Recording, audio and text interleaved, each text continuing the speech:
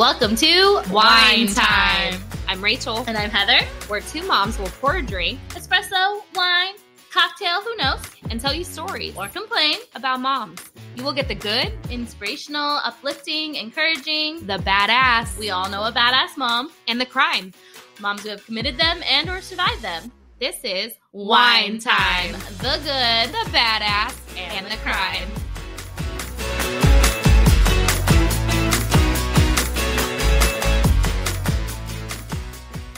Hello, everyone, and welcome to Wine Time. I am Rachel.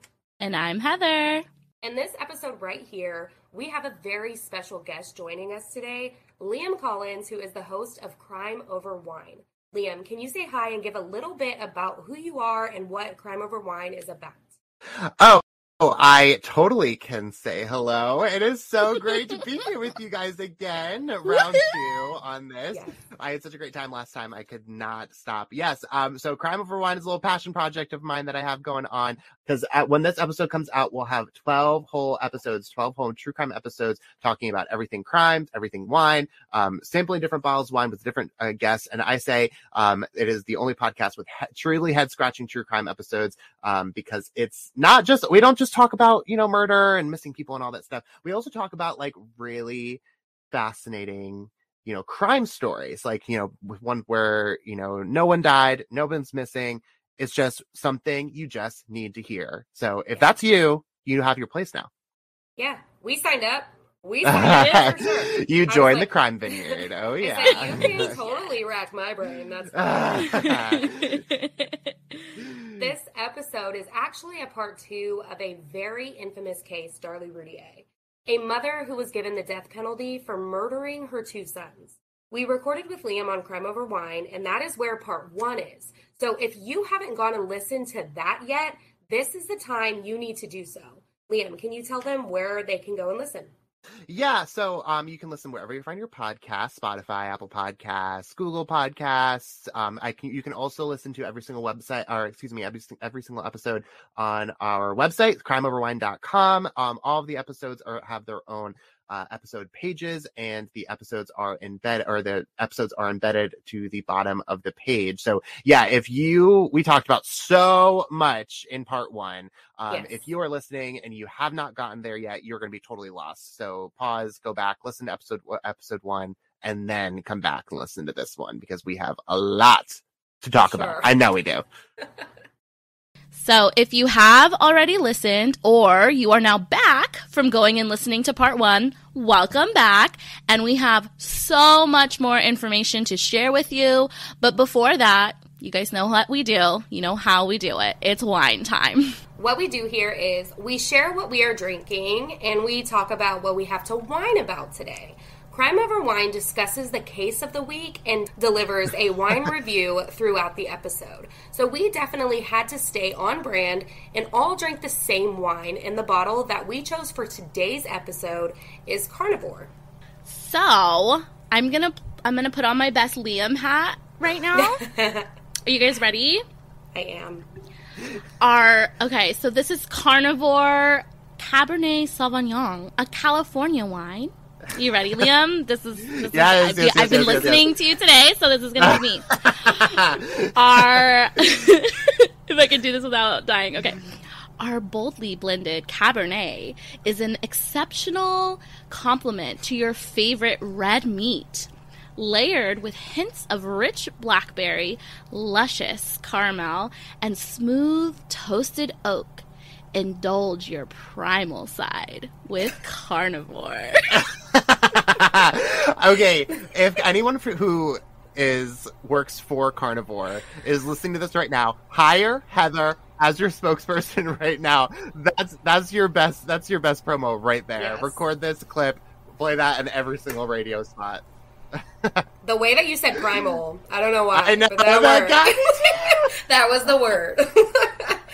Oh my god, I love it. Okay, so now that I've thoroughly embarrassed myself, let's go ahead and pour this up. I want to hear your pop. Here's my pop. Ooh. Ooh. That's my favorite sound. Mine's broken! Oh, no. No! The cork? Yes! That's the worst. You know, I read somewhere that is the reason that you store wine on its side so the cork doesn't dry out. Mm-hmm. Mm-hmm. Wow, girl. Spitting all the facts. Follow Heather for more wine tips. Yes. While you're figuring that out, we'll listen to that pour. No wine was harmed in the making of this bottle. Okay, I'm going to pour this up now because I'm assuming you have already poured because you've been waiting for me. So I may have already sipped, but like I won't confirm or deny. Tell us about your first few sips then, Liam. So I will say this used to be my go-to bottle. I love carnivore wine, yes. And so I'm really excited that you guys brought me right back into it because I haven't had it in a while. And you know, it's because I am just always so amazed at like super dark wine, you know what I mean? And it's like, you know, like wine that just looks dark, like it is like a very dark red, you know what I mean? Mm-hmm. And so like the taste, it definitely matches. And so that is like, I'm always caught off guard by that, but it's always so very pleasing because the flavors are so bold. I just had my first sip and now I will say this, I want a steak. Very fair. Mm-hmm. You know, my first thought, which is, I don't know, maybe it's just the fact that my day is completely off. When I took my first sip, I got like a very, like, port. Like a porty taste in there, too. It is very porty. It's a very porty wine. Yeah. And, I mean, I'm not mad at that. That's fine. Bring it on. As we take a few sips, let's whine about it. And I'm going to go first because I'm going to complain about something that actually the three of us know about, but in little detail. So when we were going to record our last episode together, I was supposed to be emailing the night before, but I was unable to do so because I got hurt. But Liam never got the story. I never got the story. I'm so glad I am. So I'm going to complain about that. And Heather got some of the story because I had to call her and say, you got to pick up my slack, bitch. I'm dead. That night, the night before we recorded, we were going to dinner at my neighbor's. My neighbor, I can see her house, lives right catty corner to my backyard. I walk to her house all the time, numerous times a week. We walk back and forth. But for some reason, on this lovely night, I was walking and I fell into a ditch that totally took out my right ankle. Wait, how deep was the ditch? It was pretty bad. It was really funny because she's like, please don't sue me. I'm like, I'm in love with you. I'm not going to sue you. What are you talking about? Shut your face. I was going to say, because is it bad that this is just because I am who I am. Is it bad that my first initial instinct is, okay, like, what does she have buried in there that she has a ditch in her backyard? Shit. Ooh. You know what? It's all fair game out here. Like, I can't trust nobody. But you come to the South, you never know what's buried in Plum's backyard. Janice, she's like over here trying to tend my wound. She's a nurse, so she's over here like, it's okay, don't sue me. Do you want a shot? Do you need a Tylenol? Do you need a... I ended up calling Heather, and I was like, you're going to have to do everything for me because I'm officially out for the night, and I'll talk to you tomorrow. So that's my wine. My wine is... why do I walk this same path every day and I'm fine, and the day that I need to do something, I die? So listen, it happens to the best of us. I will die on that hill. It truly does. My wine is similar. It's like, I think it's just the fact that as my body gets older, I'm decaying. I'm literally decaying. I swear, for the last month, I have just had a nonstop pain in my right shoulder. It pops whenever I move it. I don't have full range of motion for it.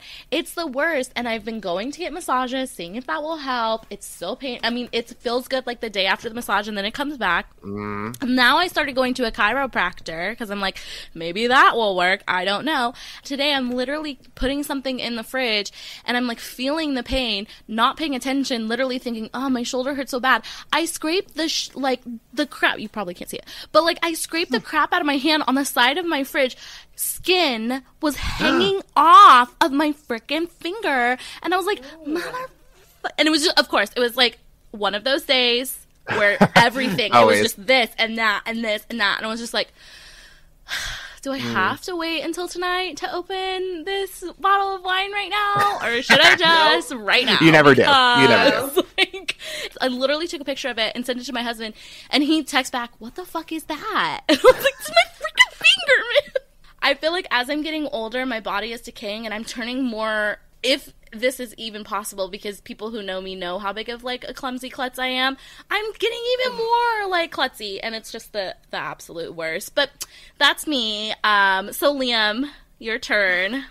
Okay. What do you have to whine about today? Okay, my whine has nothing to do with any sort of injury. I am, okay. As of right now, I do think as soon as we finish recording this episode, I feel like I'm probably going to hurt myself now just because, no, it comes in threes. Not on purpose. It sure does. It sure does. So my whine does have to do, though, with Darlie Routier. And the reason why I say that is because, we recorded this episode. We're recording this episode on Friday. We recorded part 1 on Sunday. And literally from Sunday to Friday, I have not stopped thinking about Darlie Routier, and it has kept me up at night, guys. And you guys know I have been texting you both saying, "Oh my gosh, I have new theories. Oh my god, wait, I'm on this train. Wait. No, actually, I've been going insane. It's been keeping me up at night, and so that's my whine, is that I need to talk about all this because I have so much inside that I just need to get out. So let's do it. This is so perfect. I'm so excited. So yeah, then let's get into it. So today we're doing part 2. And like we said, we have so much information to share with you. And some of it was intentionally left out of Liam's episode because, if it's not obvious by now, let's just tell you, Liam basically covered like the prosecution and the trial and all of the evidence against Darlie and everything that led the jury and, let's face it, the nation, pretty much, to believe that she was guilty, and she was sentenced to life, and she was given the death penalty. So again, this woman is on death row. Yeah. So now Heather and I are here to show you that there is always 2 sides to every story. Yes, there is a lot of incriminating evidence, but if you really paid attention, there was not a single thing that was concrete evidence to convict Darlie of these murders. Only a bunch of things that looked damning or could possibly point to Darlie. When did we start giving the death penalty sentence for the possibility of murder? I mean, reasonable doubt, right? Liam, you did an amazing job covering everything that we covered in the first part 1 of this. And of course, we love you. We're so in love with you. But now it's our turn. So we are going to bring everything up that kind of provides that reasonable doubt. Are you ready for this? I am so ready for this. I cannot wait to hear what you guys dug up. I'm so excited to pass the mantle. So just go for it. Let's talk about this. We want to start where Liam left off. He ends his episode with Darlie being convicted. Darlie's lawyer was actually replaced after the first trial, and the appellate lawyer opens a whole new can of worms. There were a series of petitions after the conviction, and during this process, a lot of contradictory evidence that could definitely cause reasonable doubt was presented. So we kind of touched on it before, but basically, whether or not you think Darlie did it is one thing, but in the U.S. court system, right, it really is about what you can prove beyond a reasonable doubt. And this is especially true when the death penalty is on the table. So first, I'm going to go through the evidence that Liam presented and basically talk about them and provide contradictory evidence. And then Rachel is going to talk about some of the things that the prosecution just didn't want to bring up in the first place. First, before I get really started into the evidence, everybody's wine is still treating us well? Yes? Okay, cheers to that. This, you know what? I am going to finish the bottle. So keep checking in. We're going to keep checking in with you guys on this one. Yes. Okay, so let's get into this. So first, let's talk about the blood evidence by the kitchen sink. Now, remember, experts believed that the amount of blood that was there was from someone who had been standing there for a while, okay? And statements from Darlie and from her husband, Darren, don't really corroborate Darlie standing there for a long amount of time. But let's also remember, Darlie had just suffered from a traumatic experience and was bleeding from several wounds. So remember, she had a wound on her arm, she had a wound on her neck, and lots of other like nicks and cuts and things. So she was bleeding from several wounds on her body. And who's to say that she didn't stand there for a few minutes, like in shock? Again, she was traumatized. So even though she says, maybe I didn't go stand by the sink, maybe she did. What if when she was on the 911 call, she happened to be standing next to the sink? We listened to that 911 call. It was like 6 minutes long. What if she had been standing there during that? Maybe she was standing by the sink with a towel, right? Because she had to get towels for her wounds when the cops were taking her statement. She could have been standing there and continued to be bleeding. Second, we have talked about blood spatter evidence before. When we covered the staircase episode, when we covered Kathleen Peterson, and we know now, which I didn't really know before, but we now know that blood evidence, and especially like blood spatter evidence, is very subjective. So Liam, what do you think about like blood spatter evidence, having covered the things that you've covered in terms of crime? Yeah, and I think that's, when you say subjective, I mean, like, that is putting it so lightly, I think, right? I mean, because what we talked about in episode, in part 1, when they said that the cast off blood, right, that there must have been cast off blood behind the neck. But then I also read so many things that, like, that could have been, cast off from the actual wounds, like, spurting. So it's like, like, we know that she was around, around her kids. So exactly.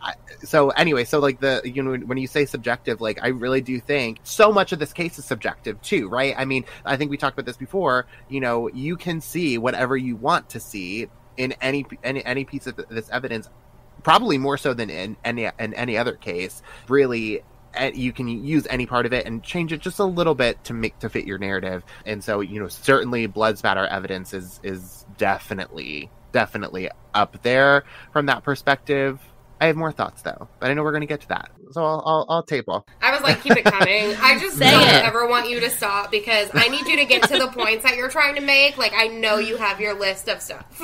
Oh my God, Liam, your list is like let's talk about that blood spatter evidence that was found on the back of her shirt. So this was a huge part of the prosecution's case, right?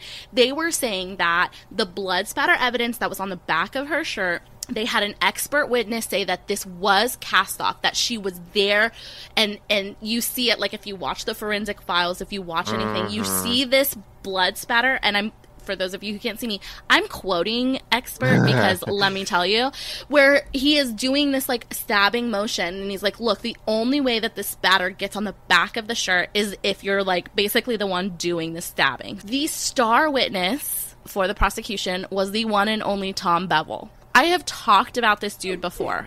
He was actually a blood spatter expert on the staircase, but for the defense, actually. And I think I said this before, but like, if you watch like old forensic files, if you read about a lot of cases, you will hear this dude's name. Anything that has anything to do with blood spatter, he is all over it. And it is well known that he is what is known as a hired gun. Okay, and his quote-unquote expertise and his testimony on several cases have been questioned. There have been cases that have been overturned where he was the biggest contributor to this person getting convicted, okay? And just a little bit more for all of you true crime addicts out there, one of the biggest recent cases that we have definitely heard about is the Alex Murdaugh case. Guess who's all over that case too? Bevel's name is all over this case. Just a reminder to our listeners that the National Academy of Sciences says that, and this is a direct quote, the uncertainties associated with blood stain pattern analysis are enormous, and expert opinions are, like I said, subjective. So why are we using him? But I know exactly, like, why are they even still allowed to be presented as real evidence? I just don't understand. Well, and also, so what drives me nuts about this part, pretty much every piece of blood that we know from this case, right, is like there are issues with the way that it was collected, like over and over and over and over and over again. And the reading about, about towels, like 2 separate towels that had 2 separate different types of blood on it that were collected into the same bag, which is like, oh my God, like no 101. Yes. I know. What are you trained to do, and where is your brain?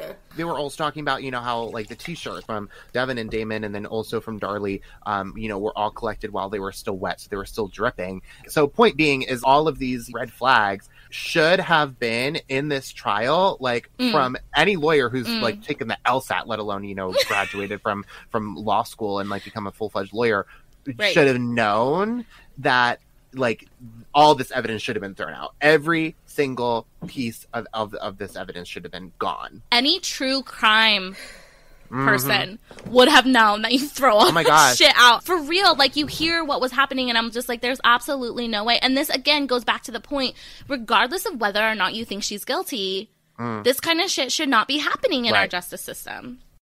I think this is just one example of, how those officers did not know what they were doing and when we're not prepared for this kind of crime scene at all. They should have brought in the big guns right away, and they didn't. And so that is my big issue, is that, the way that this investigation was handled, regardless of how you want to come out with the investigation of this case, it was botched from the very, very beginning. And 100. This, all the blood evidence is example 101 of that.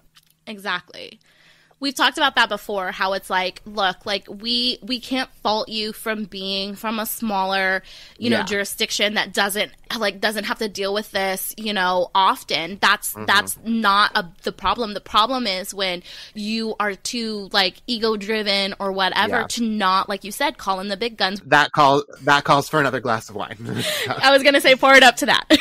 Okay, so let's keep going. So the next piece of evidence, Darlie's diary entry. Now, let me remind you guys, this is the diary entry that said, quote, "Forgive me for what I'm about to do." Okay? Now, yes, you take that and it sounds damning. Like, that is not good for Darlie. But then you go in and you read the whole entry. And if you really look the way that she's talking and the words that she's writing, and also this is according to Darlie herself, it sounds way more like someone talking about taking their own life and not the life or lives of others. Rachel, can you read this quote? And this is the entire quote from Darlie's entry that they just pulled and cherry-picked this little snippet from. "My life has been such a hard fight for a long time, and I just cannot find the strength to keep fighting anymore. I love you 3 more than anything else in this world. I don't want you to see a miserable person every time you look at me. Your dad loves you all very much, and I know in my heart he will take care of my babies. Please do not hate me or think in any way that this is your fault." I mean, listen to that. So, hearing the rest of that, what is your guys' take on it? Yeah. She's going through it. Yeah, she sure is, huh? She needs to pour herself a glass of wine. She sure does. Well, and let's remind everybody to, of the struggles that she admits to, right? I mean, she's, is 7 months out from having a baby, severe postpartum, has 3 young kids all at once. That's a lot, right? And so I don't really, it's going to sound weird, but I don't really blame her for feeling this way and thinking this way and wanting to express it this way. Frankly, I give her more credit for going strong through it. You know what I mean? Not lasting as long as she did, because she was clearly, really having a hard time. For people that have listened to Wine Time for a while, we have been very vocal and open about the struggles of postpartum, and we've both gone through it. And it's one of those things that everyone, and this goes with everything in life, but everyone goes through it differently. Your story is going to be so different. You cannot say, well, I went through it this way and this person has to go through it that way. That's not how it works. So true. I am not going to suffer the same way that Heather suffers. She is not going to go through what I went through. So you do not get to say that, right? But it is clear, it is evident, it is just out there, and it is known that this is exactly what was happening in this case. And it's so sad.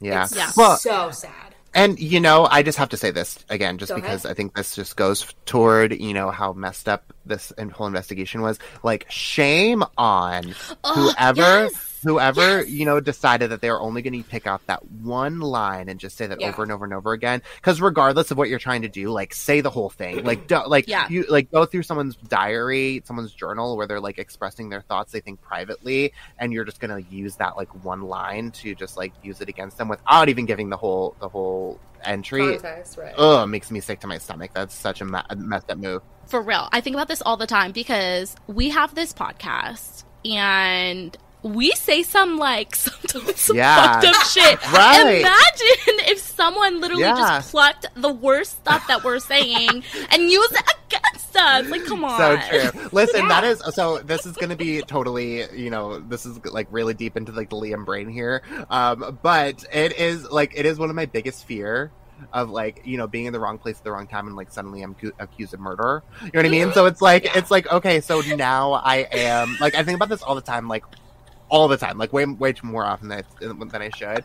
You know, I'm looking up, like I did episode 2 of my podcast, Mary Reeser, you know, and I'm like, okay, like what if I like somehow get tied to somebody who's just like, you know, burned alive, and like suddenly I the have FBI agent monitoring your phone is like, what the fuck? Yeah, I was like, okay, he's just either like a psychopath or just like really like needs a life. So now let's get to the infamous part of this case. So I don't remember if I said it before, but basically when Liam suggested this case, Rachel was like, okay, you need to look it up. Here's a bunch of stuff. I was like scrolling through it. I'm looking it up and I'm like, I don't know if I know this case. And then I read the words silly string and I was like, I know this case. 100%. This is the infamous part, the silly string. If you guys recall, part 1, they had a memorial service, and it was the birthday of one of the boys, and they had invited a camera crew there, and what was played again and again and again for the jury was just shots of Darlie and the family spraying silly string everywhere, laughing, chomping on her gum, having a good time. And this obviously did not sit well with the jury.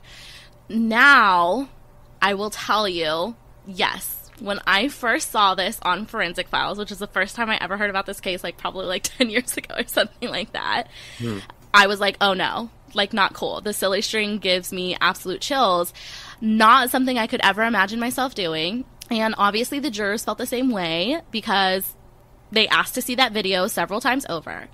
But what wasn't shown to the jurors, okay, and what really wasn't shown to the public at large, and what like isn't in the Forensic Files episode, was the memorial service that had happened right before the quote-unquote silly string incident, okay?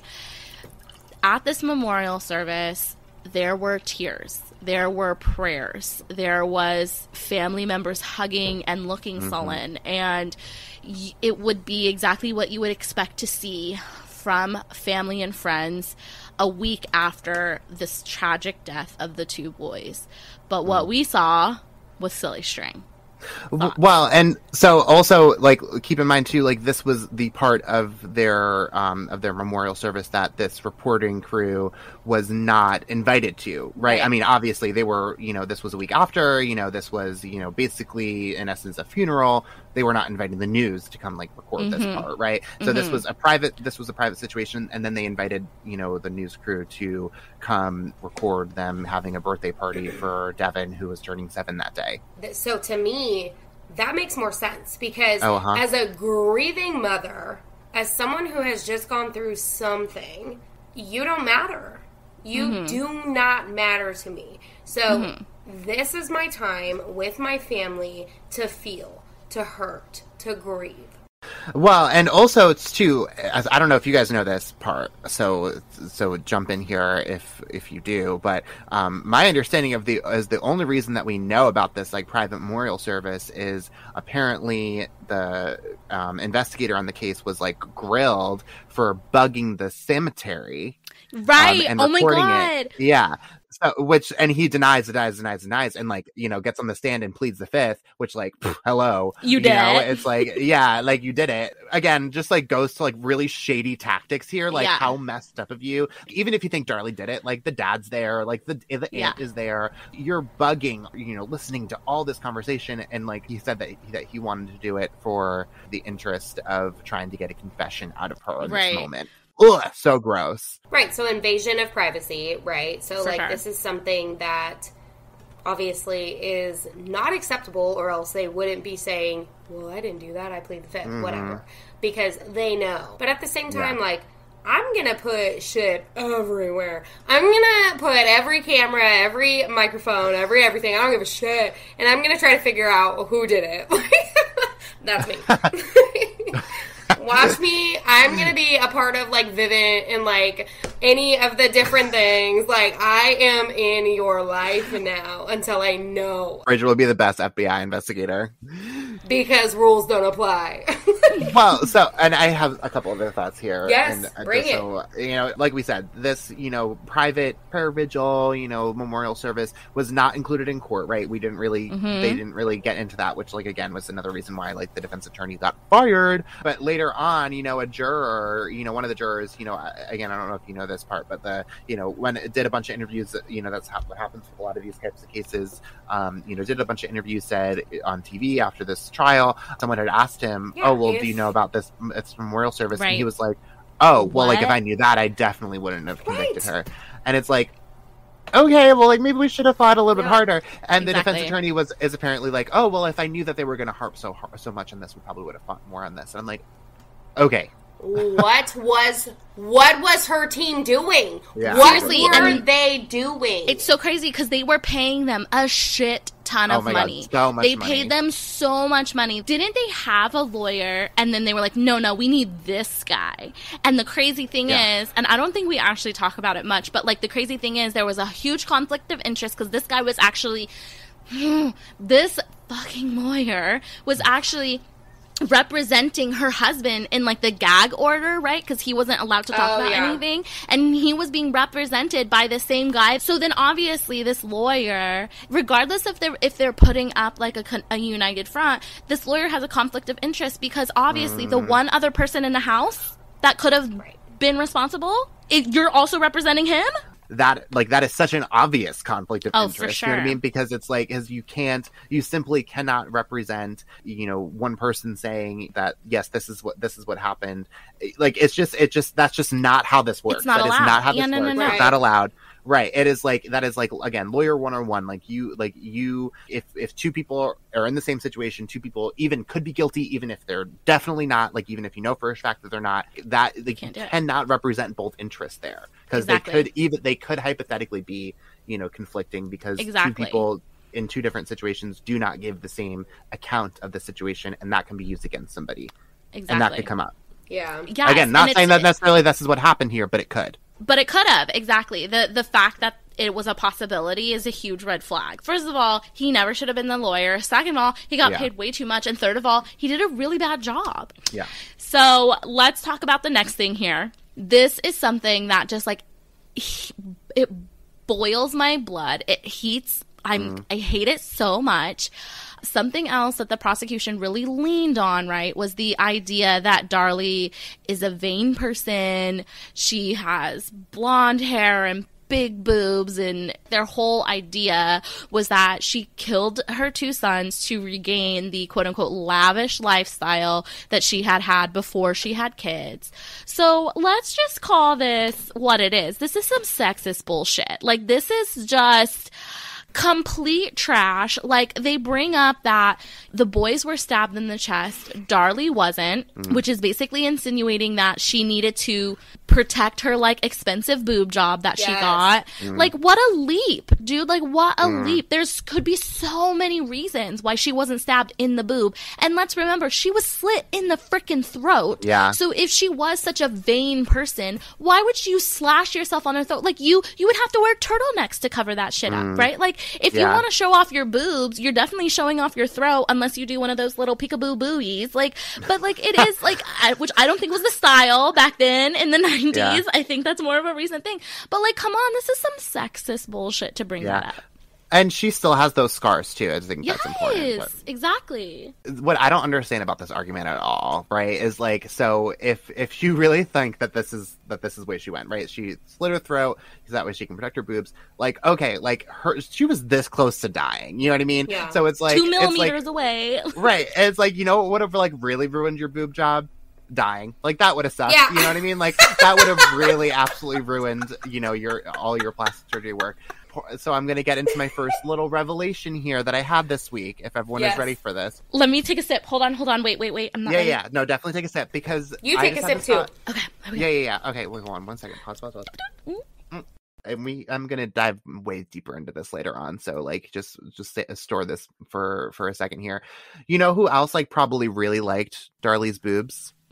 Who else, Liam? Her husband. Mm-hmm. That just a thought there. It is so interesting that you say that, because I didn't include this here because I really only found it in one source. Like, I wasn't able to really find this in other ones. But I read something somewhere, just one source, that said when cops first showed up, Darren basically commented on his wife's looks and mentioned her boobs. And kind of pointed to, well, you know, she's a beautiful woman with a great rack. Maybe someone saw her through the window and broke in. Yeah, I saw that too. Again, yeah. Yeah, there's one person mentioning the looks here, and it's not... And it's not Darlie. It's our friggin' husband. Exactly. Yeah. Why don't I remember that at all? Yeah. I gotta do better research. I'm just going to bring this up because, you know, it parlays pretty well into what you're about to say, that the officer who was first on scene, I don't know if you guys knew this, had apparently, like, interacted with Darren. Showed up, he was outside, and ran off. And so there's a theory here that there's a whole lot of people talking about this online about this whole thing. So, you know, take it with a grain of salt that, you know, the officer said it was Darren, but it was actually the perpetrator. Yeah, the sock man. And so, so that's where we're at with that. Is shady that, you know, as shit. It's totally shady that they just, like, you know, changed the story a little bit, casually left that out of, like, all these reports. Such bullshit. So let's get to my last point before I throw it over to Rachel. The alleged statement from Darlie herself, her response to police repeatedly asking, so the police, when they're grilling her, they're asking her, did you kill your kids? Did you kill your kids? Did you kill your kids? And supposedly, according to the police, she said, if I did, I don't remember. We know dozens and dozens and dozens of convictions based on false confession. We have seen this over and over and over again, especially the fact that she had just experienced a traumatic event plays into that even more. Like, her head space was not good at this moment. So you're being asked a question over and over and over and over again, like, what are you going to do so that you can just get out of that situation? That is, even if she said it, you can't hold this against her, knowing what we know about the things people do and say after a trauma and police interrogations. People have straight up and this isn't even like a full-on admission. People have straight up written out, I did it with a knife, I was here, and then this happened and that happened. Completely a huge outward confession that was completely false because police grilled them and grilled them and grilled them and gave them the information to write. And then on top of that, there is actually no record. There's no video recording of her actually saying this. There's no notes on this. There's just a dude who said, she said it. And she denies saying it. Like, we've all come across false confessions and the different things that we've covered. And this isn't even a false confession. This is just like, okay, if I did it, I don't remember. What do you guys think of that one? Well, so first of all, BS that, if you're interrogating somebody, like, you're taking notes. And if you're not, like, again, further proof that these officers were so in over their heads. Like, you take notes simply for the effect of being able to use it later. You know what I mean? So it's like, if you're not taking notes, if you're not recording anything, what are you doing? Like, why are you even doing this in this interview? It doesn't make any sense to me. I, struggle with this so hard because I have watched a lot of interrogations, a lot of just videos, right, about stuff like this. And it's something along the lines of wording.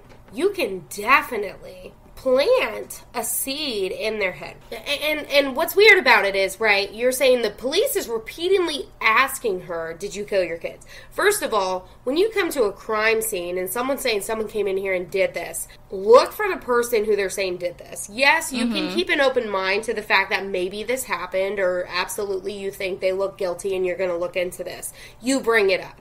Okay, they're repeatedly saying this. So if you're saying, did you kill your kids? No, I didn't. Did you kill your kids? No, I didn't. Do you think that you could have killed your kids? No, I would never do that. But what if you did? If I did, I don't remember. It's one of those things where it's like, with the conversation, how was it presented? How was it played out? Right? So that bothers me because, I'm sorry, I'm a big communication person, and I feel like so many people can work their little ways and weave in shit to make you say what you want to say. And that bothers me. So this line where it says, if I did, I don't remember, that's the same as taking the diary entry line and using that against her. You don't get to do that because, yes, that is the line. If she said it, she said it. She doesn't remember, whatever. It could totally be taken out of context. Now that I've gone through and totally played devil's advocate for all of the evidence from the prosecution that, Liam covered in part 1, let's get into all of the other stuff that the prosecution and which we didn't also cover in part 1 because this is how we wanted to do it, that they just didn't cover. But before, Rachel, you take it over, let's check in on our carnivore, our primal wine here. How's it treating everybody? So I'm going to need some more because mine is almost empty.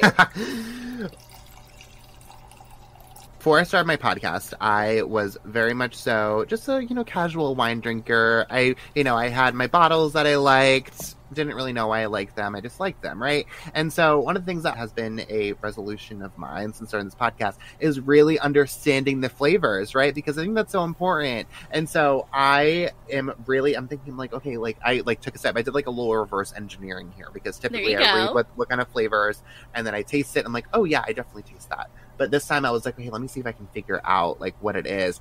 And I'm so proud of myself, I have to say. You did it? Because one of them, one flavor, I was like, this kind of tastes like blackberry. And look at that, it's blackberry in there. So yes. I'm very happy. Very, very happy. But the flavors are very rich. It's giving all sorts of Cabernet. This Cab Sauv definitely brings a little more heaviness and fullness, right?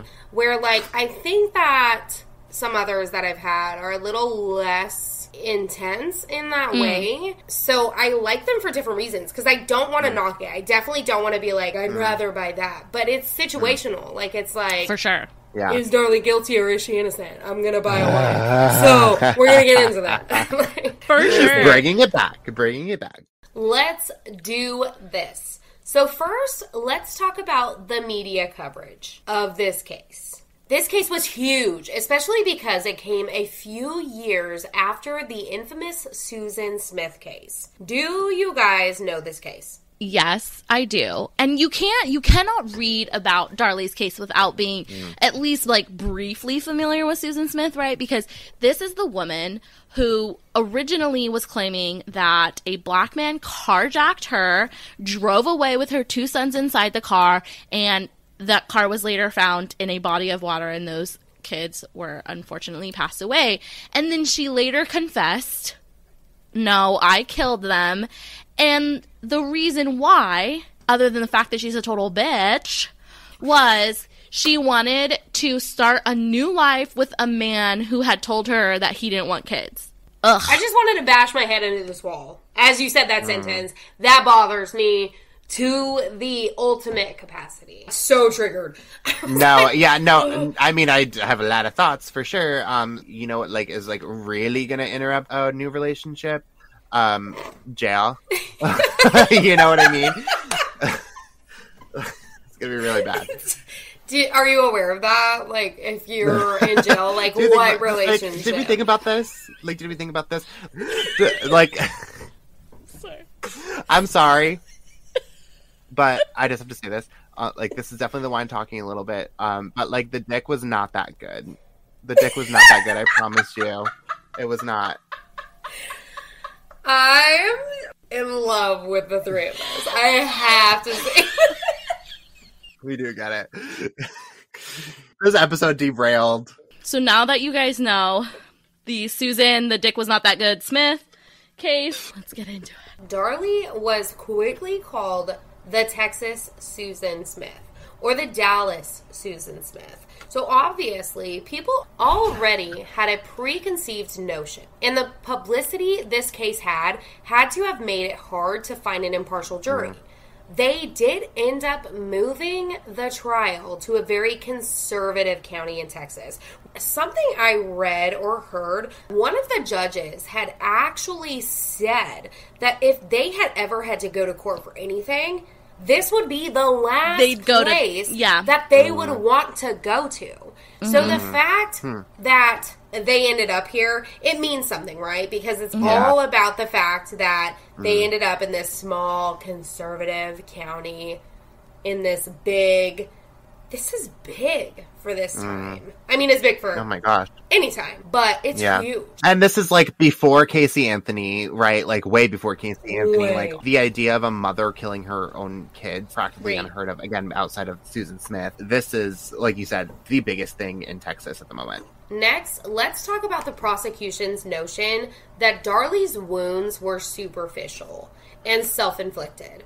First of all, the cut to Darlie's arm was to the bone. That would take a lot. When the wounds were looked into by experts, they are described as defensive wounds. The stab wound to her arm is perfectly placed as someone who was attempting to defend themselves. Try to visualize this. Her stab wound is on her right forearm, her dominant arm. So if someone was coming towards you that wanted to end your life, they want to legitimately stab you to death, your fight reaction would be to either block them, grab the knife, run away. I mean, my left arm doesn't move. It's just there. It just hangs out with me, honestly. So if Heather was to approach me and be like, bitch, I don't like what you said, and like try to come at me, my right arm is going up. That's exactly what was happening right there. So what I'm trying to say is your first reaction would be to block them, other than running away, which might be another option for me. Because I'm going to run. I'm sorry. Like, I'm not a fighter. I'm a flighter. Like, it is what it is. I'm a flighter. I am not trying to fight you. I am gone. Catch me outside. Running. How about that? We are going to get sued for that one. Okay. I do not need her among all the other humans in this world. Is this not exactly what the two of you guys would be doing? Yeah. And, you know, I never even thought it because, like, my attention just immediately goes to the stab wound to the neck for obvious reasons. Yeah. I never even thought about, because they said that she didn't have any defensive wounds, right? Like, this was their initial reports on this. The idea of that being a defensive wound, like, that thought never even crossed my mind. And so I'm so glad that you brought that up and described it the way you did, because that does make perfect sense. I meant to mention this before. We talked about this before about how, you know, her recollection of all this is that she woke up, you know, and then realized that she was stabbed when, like, in reality she was probably unconscious, right? And then woke up to the stabs. Her thinking that she was waking up was actually her, like, coming to from being, you know, passing out from this pain. And so point being is, like, you know, during all this aftermath of all this, like, she doesn't remember any of this, you know, presumptively. You know, you get stabbed that deeply and you pass out from the pain, right? And you're, you know, you come to and you're still, you know, for several minutes. Point being is, like, when we're talking about the sink and, like, all these other things, you know, it's so important to keep in mind. So easy to be like, oh, like, her story changed, you know, so many times. Mine would too. Yeah, mine would too if I just got stabbed. You know what I mean? Like, I'm still trying to figure out what the heck happened. But, you know, all of these things that they, you know, tried to use against her that are like, okay, well, like, let's look at it from, like, from even the possibility that she was actually a victim in all of this. Exactly. Which is what you were supposed to do. Yeah. Need I remind you, innocent until proven guilty. Like, they should have been looking at it this way. Like, they should have been looking at it as if she didn't do any of this shit. Yeah. And as then a possibility. Exactly. Why don't we just change the slogan to guilty until proven innocent? Yeah. I just don't even understand in why Texas, we're here. I guess so, right? Yeah. For real. Especially there. Liam, you just brought it up briefly. One of the other wounds that Darlie suffered, it definitely needs to be discussed, is this superficial neck wound. We mentioned this before, but the cut to her neck missed her carotid artery by 2 millimeters. Like, damn. Maybe... Heather, I know you were waiting for me to say that. Maybe if she was trying to take her life, she thought, like, mid-attempt, never mind. This is one of the things that bothered me. This one specifically, because people are going to be like, well, she wanted to kill herself, so she was stabbing herself, but it hit the... fuck you. That doesn't matter. I'm sorry. You could want to kill yourself, and then all of a sudden be like, holy shit, maybe I shouldn't have done this and be done. Right. That's a thing. But at the same time, someone could also be coming at you, trying to take your life, and this could happen.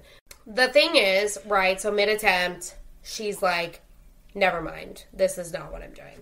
Or maybe the perpetrator who was in the home on a murder spree tried to cut her neck. And the necklace that she was wearing is the one thing that saved her life. This necklace had to be surgically removed from her neck and was the one thing that blocked the knife from actually hitting the carotid artery. So also, there were a lot of other wounds that were pretty much overlooked. Tons of nicks, cuts, scratches, lacerations on her fingers, possible defensive wounds, bruising on the tops of her hands and her arms. And when I say her arms, I will be posting these photos. I don't know how you receive the bruises that Darlie received. Like, her whole arm is purple. Even if, because there are a lot of people that say she did this to herself, even if it was maybe an attempt at ending her own life, that doesn't explain all of those other wounds. That doesn't explain the nicks and the cuts and the freaking bruising. Like, I seriously do not know, like, how you get that. You do that to yourself. And that's what's so frustrating is, like, the prosecution, they say she easily could have sliced her neck, she easily could have sliced her arm. Okay, but what about all these teeny tiny things? Like, how do you explain it? Yeah. So, and you know, this is a thought that I had, and I do, you know, I never thought about the bruising, right? And so because I saw the bruising and I was like, wow, that's crazy. But I never thought about, okay, well, what would it actually take for her to do that to herself? Just in a devil's advocate way. I appreciate that point. In a devil's advocate form, and this is trigger warning, for what I'm about to say. But, I think of a situation where she does that to herself, hypothetically speaking, and then it doesn't work. And then suddenly, because I hear this all the time, read this all the time from people who attempt, what she's attempting, and then not specifically that, but I think you know what I'm saying, without going into too much detail here. It doesn't work, and then all of a sudden you're like, oh my gosh, what was I just about to do? And so I think, point being is I know what I was about to do, so I have to do something about it. Right. Exactly. And so I think, playing devil's advocate here and talking about the possibility that Darlie did actually do all of this. I could see a world where this is evidence that she killed her own kids, tried to end her own life. So that way it just all looked like a, just horrible murder scene, and then came to and was like, oh my God. I almost just died. I need to figure this out. I mean, that's definitely a possibility, and you can see how some of the evidence would point to that. Yeah. I mean, that was just what I was thinking as Rachel was talking. I was like, because I totally agree with her, but that was just what I think that way. But anyways. Our brains always all just kind of think that way, so. The Cabernet has taken over. No, don't even blame the Cabernet, because... It's the years of true crime, and then on top of the Cabernet. Yes. I'm constantly, I can 100%, and this is totally a side note, but I can 100% one day be like, okay, every single thing that I just deep dived into, they're guilty. 1,000%. The next day, I could read one little thing, and I'm like, nothing I read yesterday matters. Everything is invalid. Totally. Rachel, can I tell you, because you saying that, literally the night that we recorded the last episode, I was like, okay, what I was thinking, obviously, And so that night, I was like, okay, let's just because you mentioned the Forensic Files episode, and I was like, oh, I don't remember that there was a Forensic Files episode. So I went back and watched the Forensic Files episode, and I saw this evidence, and I was like, oh my God, she did it. Oh my God, she did it. Point being is I'm right there with you. Honestly, I don't think I've landed solidly on either side at this point. Let's hope by the end of this episode, not only are our hearts full of wine, but we have come to a conclusion deep within our hearts, one way or the other. I don't think I'm going to get there. Oh my God, Liam, have faith! Oh, are you talking about the wine, or are you talking about the decision? Because I know I'm going to get there with the wine. That was never a question. 50-50, whichever one works out best for you as a person. One of the things that racks my brain is this, yes, Liam, this bloody sock. This bloody sock it has both boys' blood on it. It was found 75 yards away from the house, next to a trash can, right above a drainage. 75 yards away is so far. And that's one far. of those things.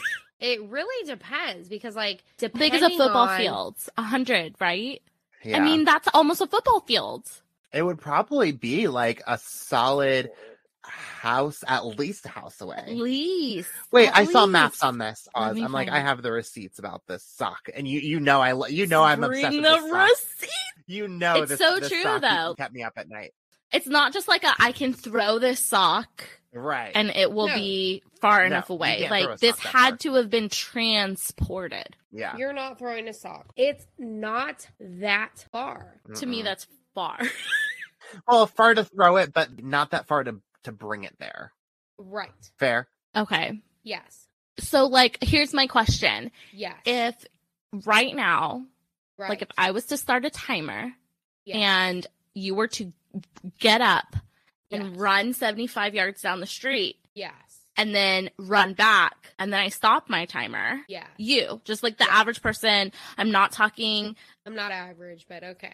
Usain Bolt. So Did we test it out? I would be willing. Yes, Rachel, go out there. Time. I was gonna say I'd be willing to go outside. The point is when people look into this, It is like equivalency to about 2 houses down. That's give or take. In a track home situation, maybe this is 2 houses away from you.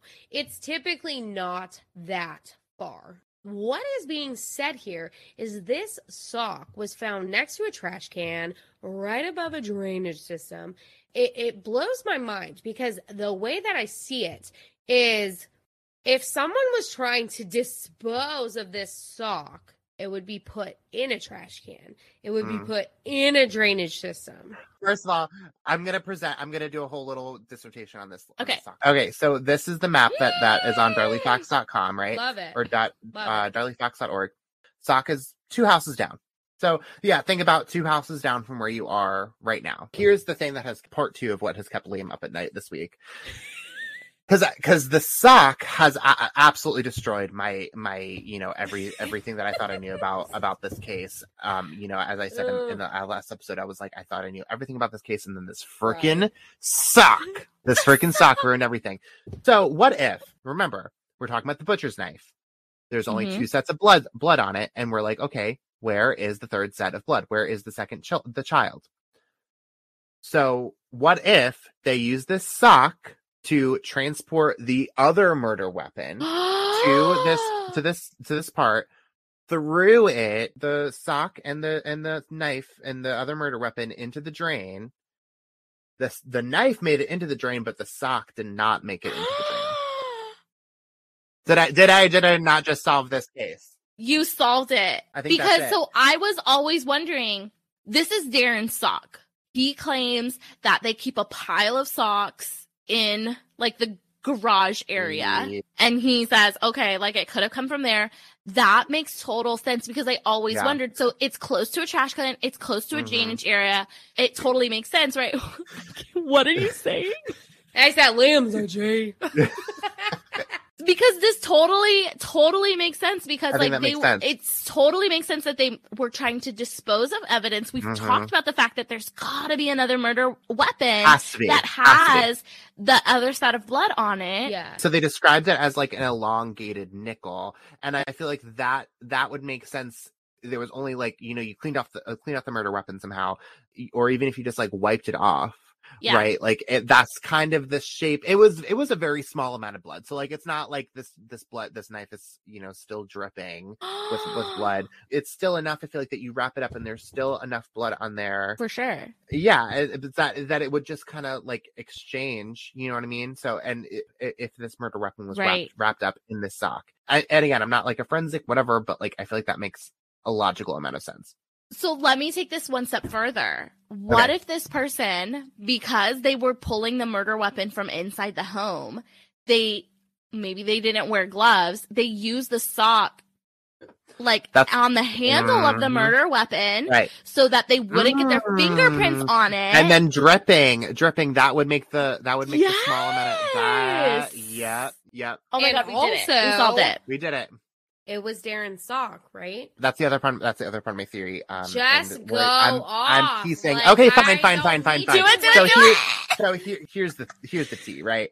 I need to figure out a way to say this that doesn't kind of get you guys sued. But basically, my thought process here is so Darren did this whole thing, right? Darren killed the boys, and so my thought process here is he kills the 2 boys. Hold on, I know this is part of my notes, so hold on, let me just make sure that I got this right.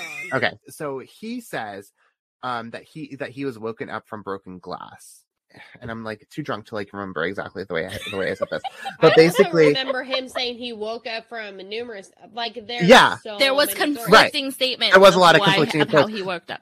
But the initial police thing said glass, right? Broken and glass, so my thought process here is, what if, so he kills the boys, blah, blah, blah, whatever, runs out, and then, that's when Darlie's wait, the strange man is actually her husband, breaks through the screen door, runs through the thing, and then keep in mind, too, the police showed up when he's already outside of the home, draws the gun, running thinking out. That he was the person, right? Yes! And so he's already outside the house, and then later on, suddenly it becomes some stranger, right? Okay. That's when he cuts through the screen, heads out the door, discards the knife, does the whole thing. His sock right? I mean, that is like explains everything. And then that also explains how all the evidence ends up back inside of the home. Right? Because he discards everything, pots everything down, runs back upstairs. Oh my God. You know what I mean? So what did I tell you earlier, Heather? And so then my other thought too is here. So then Darlie suddenly wakes up. Oh my God! Like what just happened? What just happened? Breaks the glass. So at one point when I think I texted you guys, I was like, oh my God, she's guilty. The thing that convinced me that she was guilty is because the glass and the vacuum is on top of the blood stains. If there was all this fight and then this is the first time that she's in the kitchen, like the blood would be on top of the glass and the vacuum, right? And so that's when I'm like, okay. Like, no, she has to be lying, right? Because she's in this thing and then like stages this scene, right? And that makes sense. But what if she like has this whole thing and then he does all that? You know what I mean? Like like tosses all the stuff on there. Like they actually do have this little feud in the kitchen, and then he does all that. Which would explain how she ends up with all of those extra wounds as well that she really couldn't have done to herself. Exactly. Oh my God. And he has like way more reason to be all this financial stuff that they're trying to use against her. Like he has way more reason to, because like, he was the one that worked. Yeah, all 100%. The financial 100%. stuff is on him. Also, just this doesn't necessarily mean anything other than the fact that it means everything. Like he looks like a murderer. He just looks like a murderer. Rachel is gonna fall in love with you again. She does this all the time. She always says, hold on, I need to look at a picture. She will look up a picture. She'll be like, guilty. I just have to make a note of this. Everybody stick out your tongues right now. Yeah. How red is this wine? It always happens. It always happens to me. Oh my God. I didn't even realize. Oh, I just have to say one more thing about the sock. Do it. It's an actual legit point. So the only thing I have to say about the sock, the thing that bugs me the most about the sock is that they clearly tried to paint that on her, that like she got rid of that, right? And so what bugs me the most about this is you're telling me she had the time to kill her own 2 kids, take this sock, dab it with like the smallest amount of blood ever, run 75 yards away while her son is still alive. Just after she discarded the sock, come back into the house, stage this break-in after already stabbing herself almost fatally. Yeah, because again, the blood is underneath all this stuff. Stabs herself and then stages this whole scene of the break-in with the screen and the vacuum and the glass and all this stuff. All of that too. There's no blood leading up to this point. And they also had already argued that she was already bleeding when the kids were stabbed. Exactly. So it's like their timeline doesn't even match up. It physically could not fucking happen. And their own evidence conflict. They even said, and I saw this several places, that because one of the boys was still alive when they arrived, right? Yeah. They said that he could have only been stabbed, I think they said 7 or 9 minutes ago. It was so you're telling me within that amount of time, she did ran all of that? Yeah. No shot. And let me just say, let's do another reminder here. She is 7 months postpartum. Now, I know there are women who can go out and fucking run marathons and do whatever they do 6 weeks after they've given birth. I was definitely not one of them. I'm telling you right now, I'm a year postpartum and you asked me to run 75 yards, I'm dying. And not even times it by 2 because it's 75 times 2. She had to run there and back. It's just impossible. It's completely conflicting with their story. Yeah. And again, her defense lawyer was so shit that he couldn't have basically used their evidence against them in this case. Further evidence that they were only, using the parts of her story that fit into the narrative and discounting the parts of her story that did not fit their narrative. It's like you cannot have it both ways. She can't have already been bleeding when she stabbed the 2 kids, but then also stash this knife without getting any of the blood between the house and the sock. How's the wine going real quick? All I have to say is it's so good. I mean, this is how good it is. Look at my tongue. We're going to get into another thing that makes you question everything. That sock is not the only questionable evidence. There's more. But there is clear indications that items at this crime scene were moved, which makes sense, right? Mm-hmm. When the police and the paramedics arrive, they are there to try to save the lives of Darlie, Damon, and Devin. Right? You show up, your thought is not, what's going on here? Your thought is, I see the people I need to save. I need to go save them. The scene was definitely disturbed. This crime scene, the pictures that were taken show that different items were moved. One of the things that was moved was the pillow that Darlie was using during that night. There's other things that are moved in this situation. There's other things that don't make sense, whether it's a boot print from someone who stepped on blood. I know if I was an emergency service person, I'm showing up and my thought is I need to get in this house. I need to get to this person. I need to save this person's life. I mean, and maybe, they're trained to think about these things. Yeah. But at the same point, if it's a life or death situation. Yeah. Well, yeah. So kind of what you were saying, because they were talking about trying to do these life-saving measures. Nothing else really matters in that moment, right? I mean, because part of investigators' job is to take everything into account, right? They try their best to map out, to take out all these extra pieces that, could be conflicting with evidence. But, the paramedics arrived at this thing, and apparently they're told, I think they're not allowed to go into the home for like 2 minutes while they're trying to preserve this scene. And it's like, okay, sure, one of the boys are dead. Okay. Potentially could, hypothetically, sure. Let's really not stretch even our minds here. Potentially, yeah, you do not get to say, I want to preserve this crime. Yeah. I'm in here. But knowing that one of the boys is still grasping at life, there's a possibility to still save him. Especially because, he was old enough to probably, if he had been saved, there's a really good possibility that he would be able to give some account of what happened.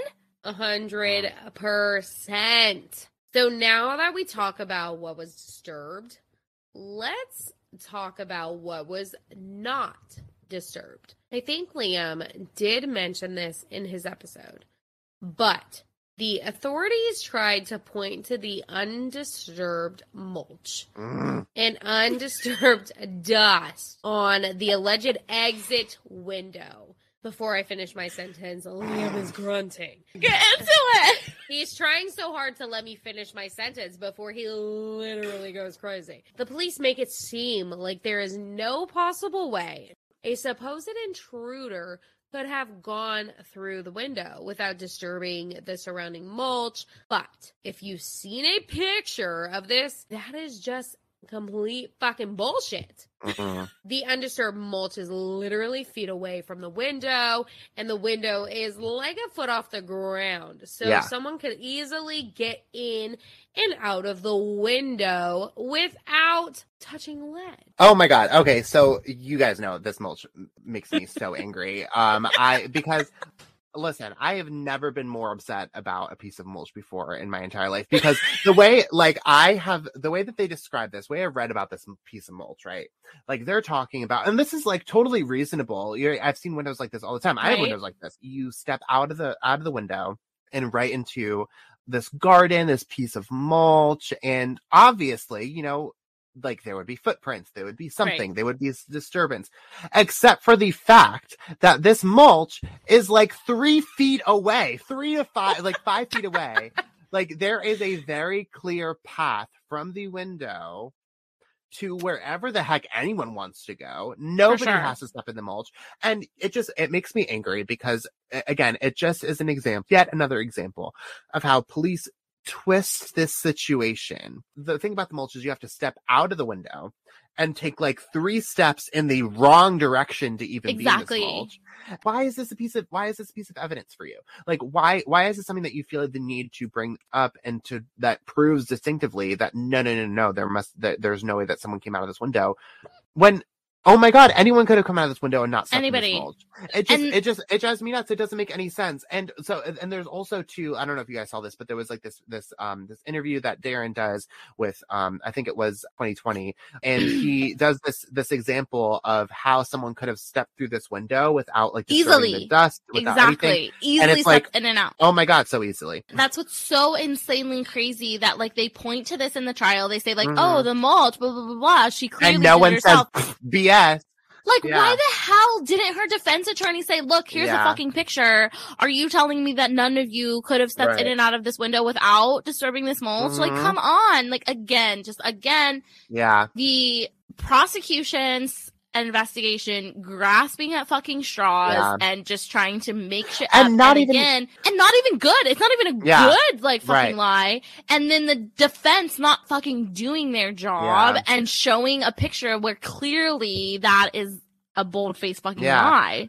Well, and not even like you say grasping at straws. Like, I think that's generous. Like, I mean, they completely like distorted this piece of evidence, like where this mulch is, to try to and lied about it, right? I mean, because the way they talked about this again makes it sound like you have to step into this mulch. No, it makes it sound like there is literally no other choice. Yeah, there's and it's like there's a whole freaking patio out there for you to step on and do a whole freaking ballroom dance on. And you have to step on the mulch. It doesn't make any sense. Do you want to go dance with us? Yeah, let's go. Let's freaking go. Well, you know what? Let's go to Rowlett. We're going to show them how to do a real investigation, and we'll show them how to do a little dance, too. Ballroom dance. I don't even dance, but it's beautiful. That is definitely one of the things that drives me wild.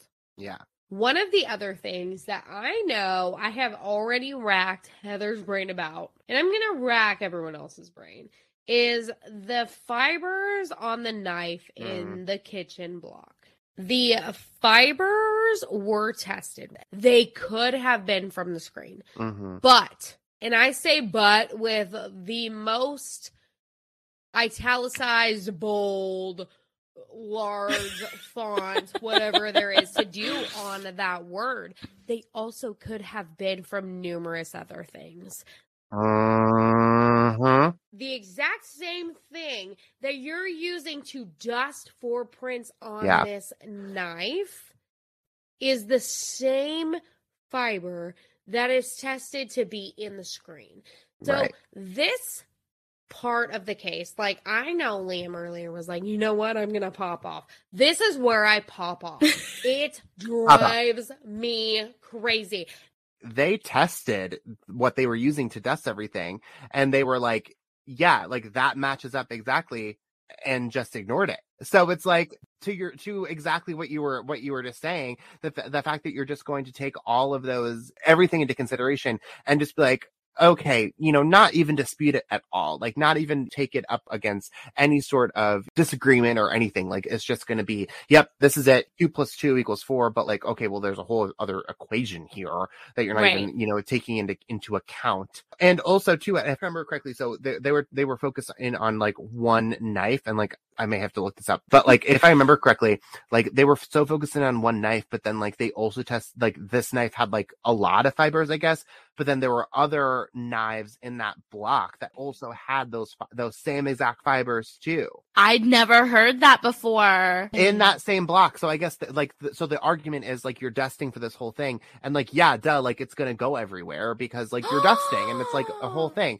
So, but that makes perfect sense because they go, okay, the murder weapon that they found covered in blood at the scene came from within the house. So let's go check all of the other knives in the house. It makes perfect sense.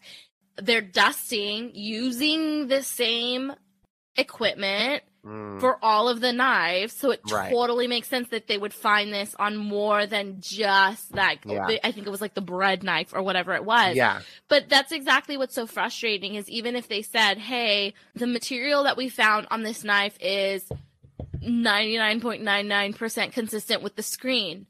It is also 99.99% consistent with what we actually use to like test it. It's also probably 99.99% consistent with 50 other fucking things in the world. Which, like, from the prosecutor's perspective, like, leaving that out, like, sure, okay. But, like, from your defense attorney's perspective, Oh my God, like, again, yeah. Are you kidding me? That is, like, the most obvious thing, like, hello, objection, Your Honor. Right. Like, this doesn't make any freaking sense. Because, like, imagine, like, if I'm sitting on a jury and they tell me, oh, yeah, we tested this and it was 99.99% consistent. It's like, okay, yeah, done. And then the defense gets up and says, actually, it's also 99.99% with this, that, and the other. I'd go, okay, well, completely disregard that piece of evidence because you can't count on it. Yeah. Period. That doesn't matter anymore. Period. That just will 100% be one of the things that absolutely drives me crazy. Yeah. But something else that I need to bring up to you guys is, what do you guys know about Exhibit 85J? 85J, if I remember right, is what they keep bringing up in all of the appeals. Like, this is still a piece of evidence that's on the table, right? Is this the fingerprints? It's the fingerprints, yes. So these prints were never confirmed. It was both the prints in the door that they excluded everybody in the family as the source of those fingerprints definitively, except for the kids, because they were dipshits, and you're doing a crime scene in the house, you take fingerprints of anyone who is known to have been in the house frequently, and, like, obviously freaking 5 members of the family would be it.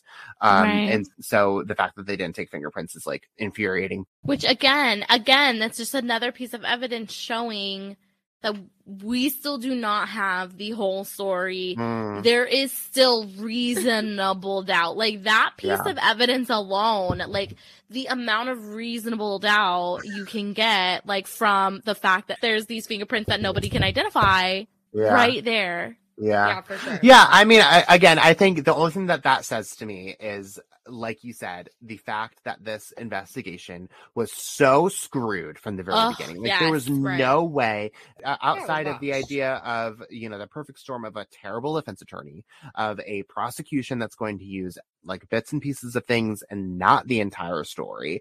This, in any other environment, this police investigation never would have even gone to a trial, because every single piece of evidence would have been tossed to the curb. There's absolutely no shot. Like, because you can't, you cannot tell me that a police investigation, there's these unidentified fingerprints, and you can't tell me that would be admitted as evidence unless the proper way to rule them out was used. It's just not, that's just not how this works. Yep. I mean, I don't know the specifics, but, like, how hard did the defense push to be like, there is nothing here? They couldn't have.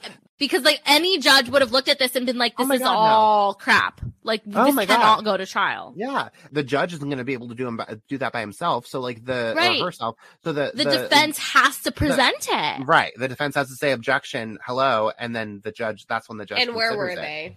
Where were they? Oh my God, not even there. Probably defending Darren is where they were, not defending Darlie.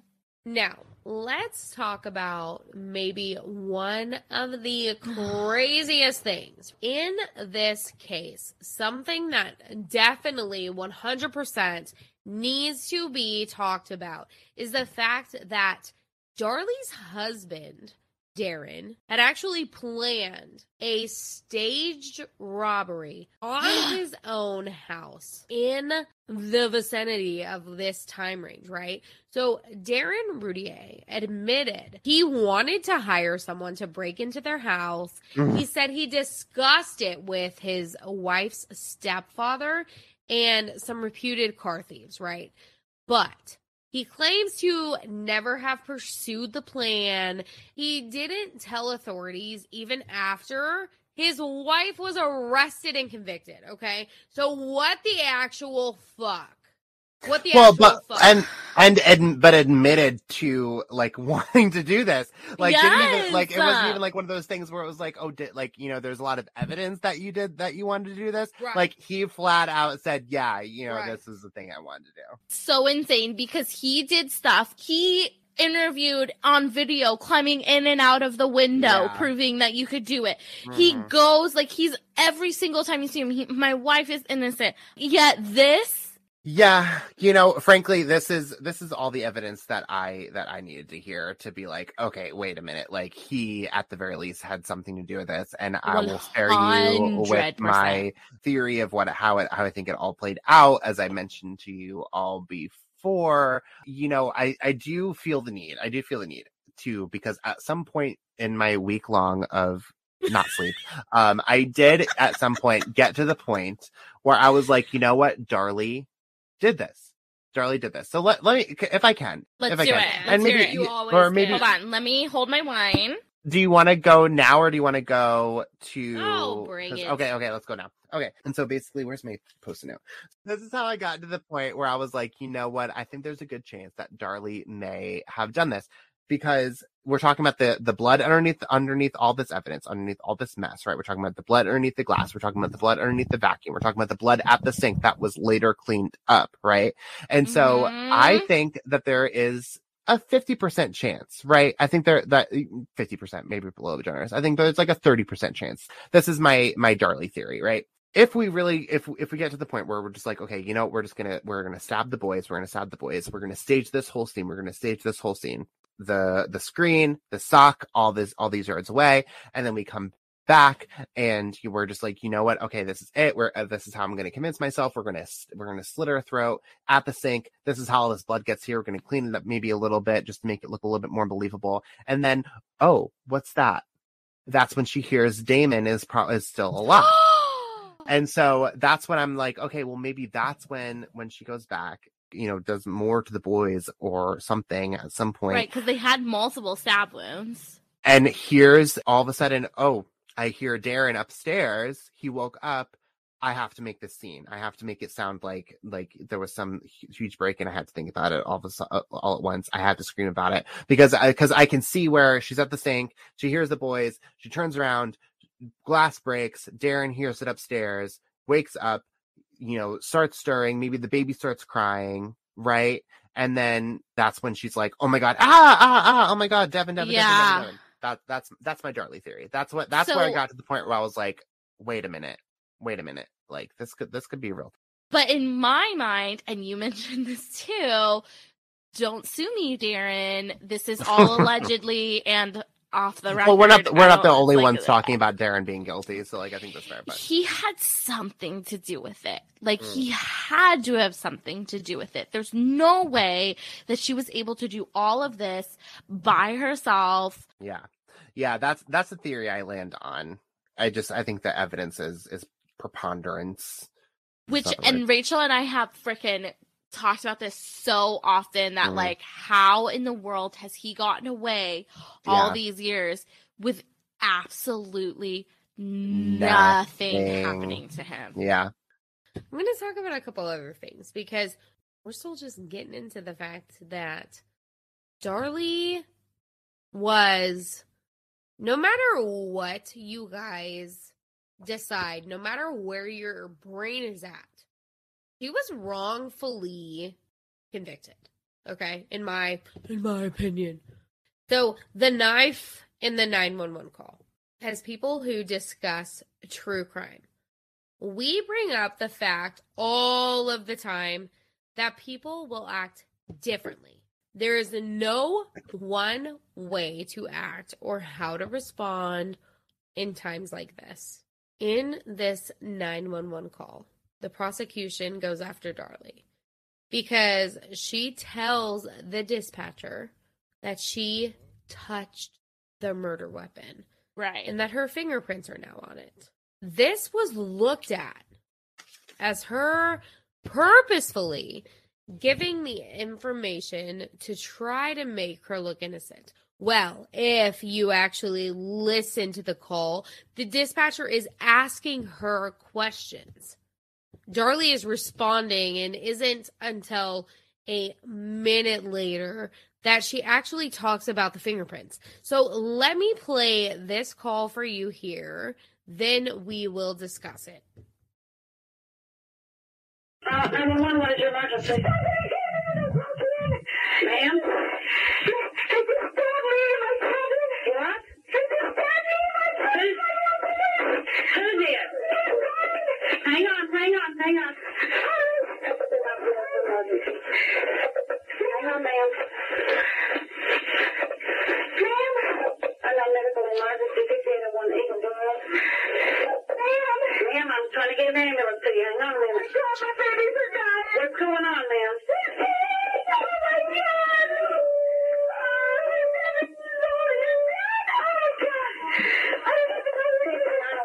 Medical emergency 5801 Eagle Drive by 238. Celtic Linda Vista and Willowbrook. Attention 901 medical emergency. Maybe possible stabbing 5801 Eagle Drive by 238. Celtic Linda Vista and Willowbrook. Coming out 232. Stand by, car clear.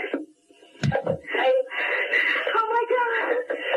New unit 44 601 Eagle Drive 5801 Eagle Drive. The surface is on the phone. Hold on. The child has been stabbed. Ma'am, I need you to calm down and talk to me. 1501 Eagle.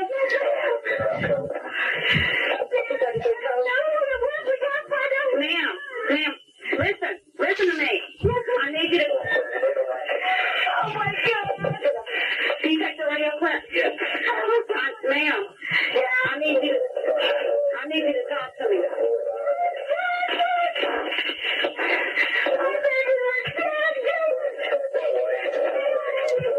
Ma'am, I can't understand you. You're going to have to slow down, calm down, and talk to me. What is going on? Somebody's keeping them all sleeping. Me and my little boys are sleeping downstairs. Stand there, baby. Stand there. I looked up. I was trying to. We ran out to the garage. They're not dead. My babies are dying. They're dead. Oh, my God. Down the phone, please. Oh, my God. Just that dog one. Hold on, honey. Hold on. Hold on. Oh, my God. Oh, my God. Oh, my God. Oh, my God. Ma'am, who's there with you? Ma'am. What? Is there anybody in the house besides you and your children? My husband, he's just right downstairs. He's helping me, but he's dying. Oh, my God. Okay. How many little boys? Is it 2 boys?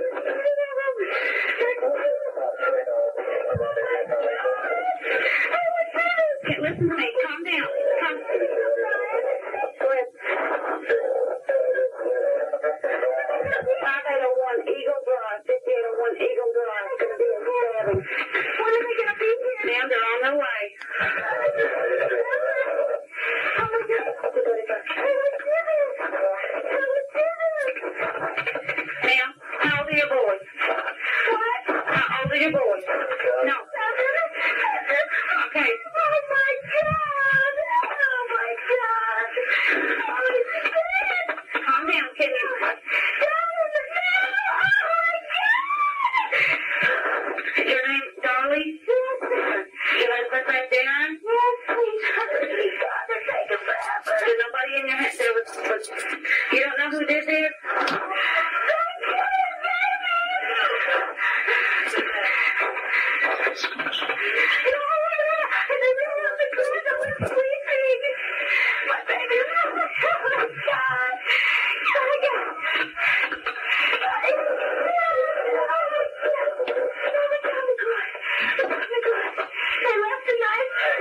There's a knife. Don't press anything. I already pressed their faces up.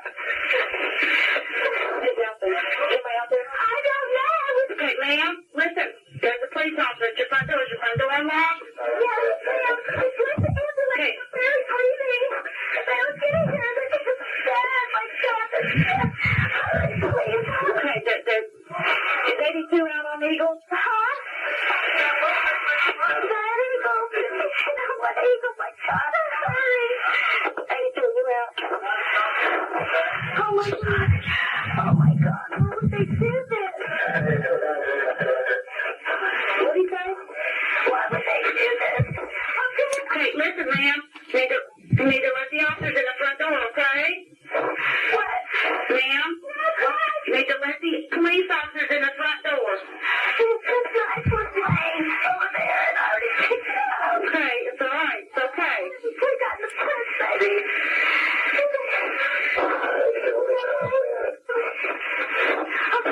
Ma'am, hang on a second. We walked in here and did it, Darren. Nothing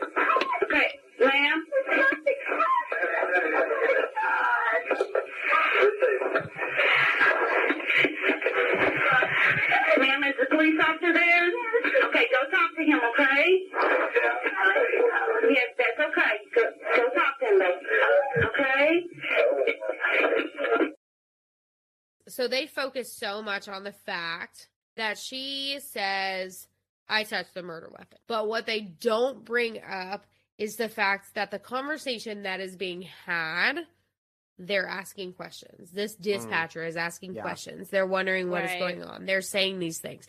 And then not only that, they're on the phone for 6 minutes. If you have ever, it's fucked up to even say, but if you have ever been through anything traumatic in your life, 10 seconds feels like 10 minutes. Yeah. So I am positive that 6 minutes feels longer than it is, right? For sure. This is just me.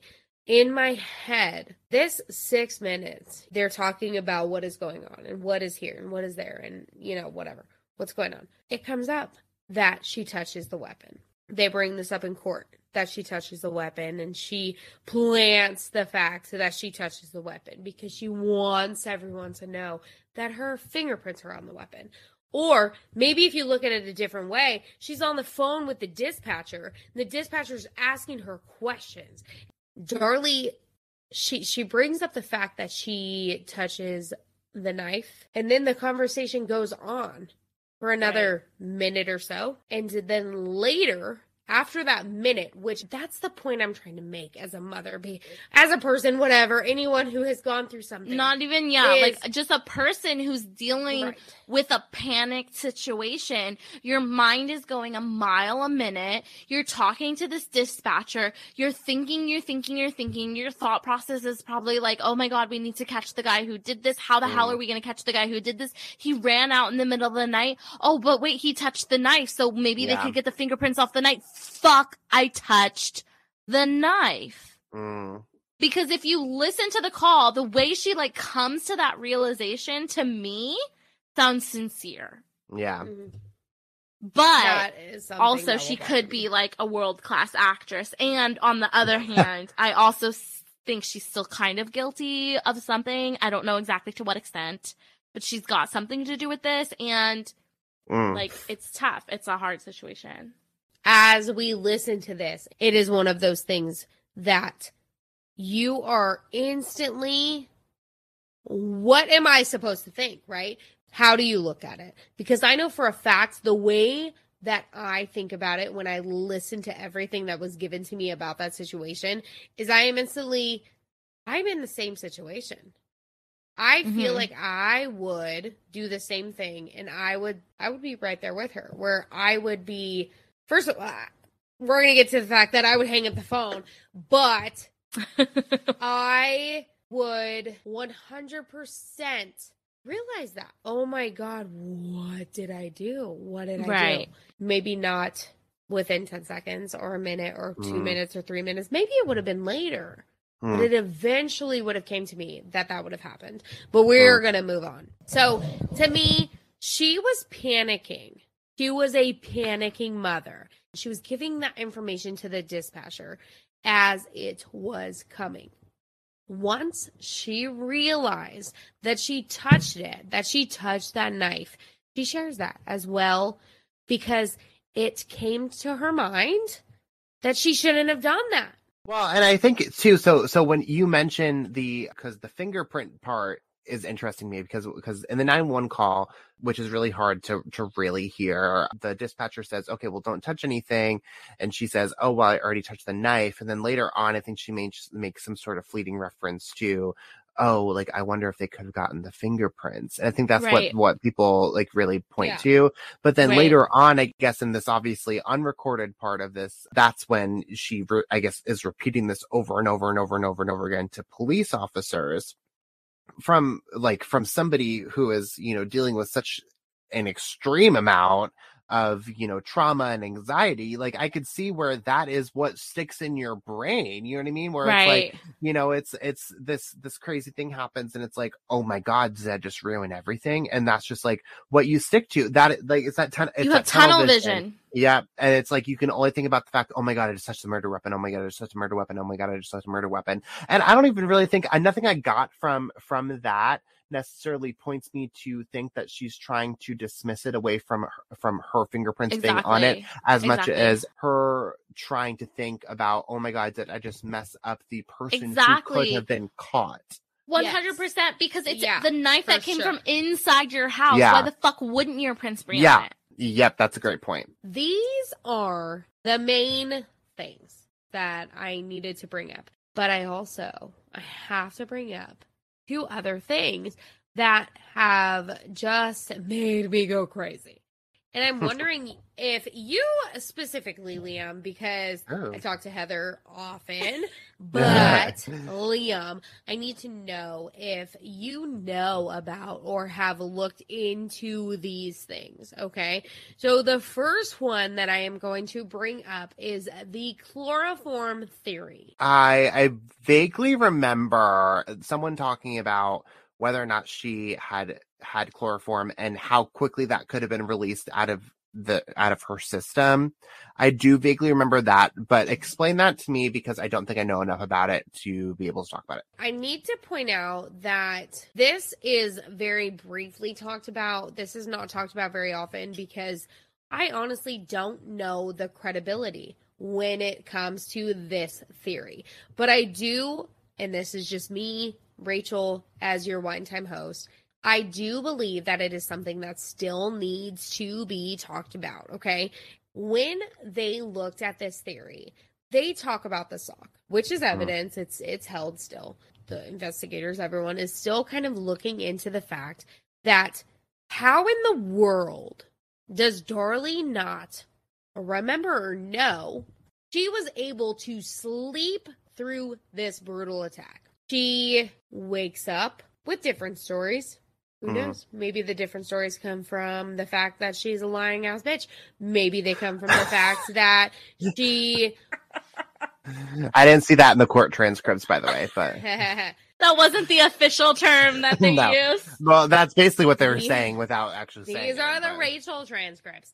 But, and I don't think that way, but my thing is maybe they think she's a lying ass bitch. Maybe it's the fact that something else was an indicator of why she didn't remember those things. We talk about the fact that she comes to later and she brings these different stories and she comes to and she has different recollections.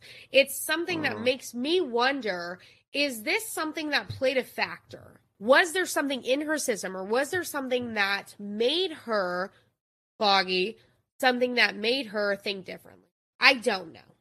But it makes me want to know more. I want to know the answers.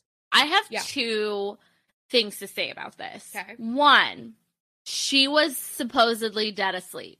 We've all dealt with like something happening, waking us up from a dead sleep, and obviously not being able to fully comprehend what is going on and having it take and things being groggy. Okay.